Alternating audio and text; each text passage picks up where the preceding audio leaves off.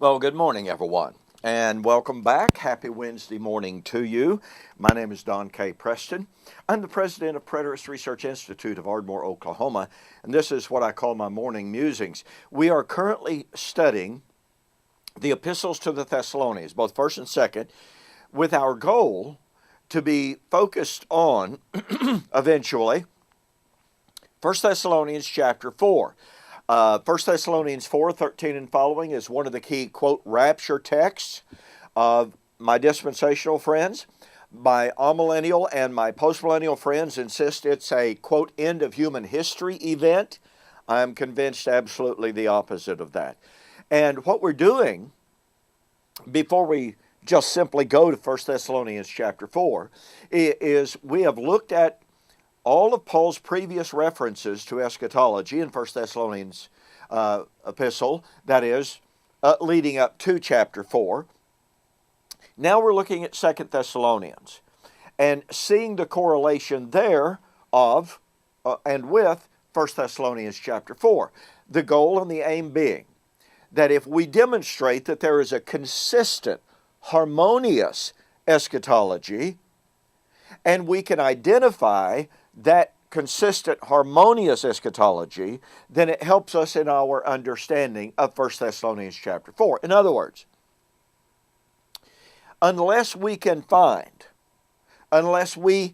find that 1 Thessalonians chapter 4 is teaching something about the coming of the Lord, that it is different, distinct, and to be divorced from all of Paul's other references and discussions of eschatology, then if we determine that in all of these other references to eschatology in 1 and 2 Thessalonians, outside of 1 Thessalonians chapter 4, if we determine that all of these other references are to the coming of the Lord in AD 70, then what does that mean? It means that 1 Thessalonians chapter 4, even though we may have lots of questions about it, must be placed within that same identical framework. So, what we are attempting to do is to examine these other texts to see what they actually teach. We are in 2 Thessalonians chapter 1.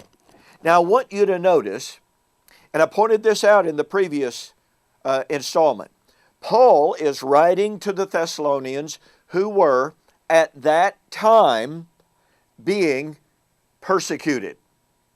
And he says, it is your faithfulness and the coming judgment, he says, is manifest evidence of the righteous judgment of God, that you may be counted worthy of the kingdom of God, for which you are suffering, since it is a righteous thing with God to repay with tribulation those who trouble you. This is in the present participial form.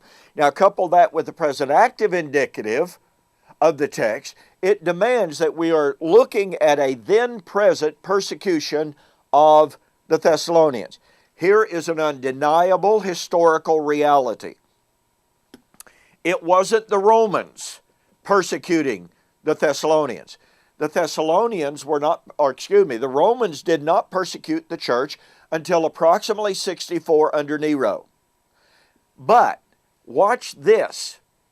Here we are, the Thessalonians, then 2,000 years ago, under persecution. Who were they being persecuted by? The Jews, according to Acts chapter 17.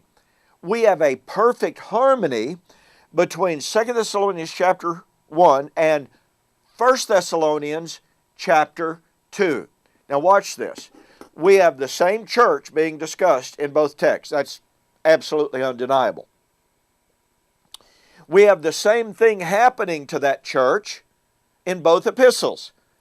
That's undeniable. They were being persecuted.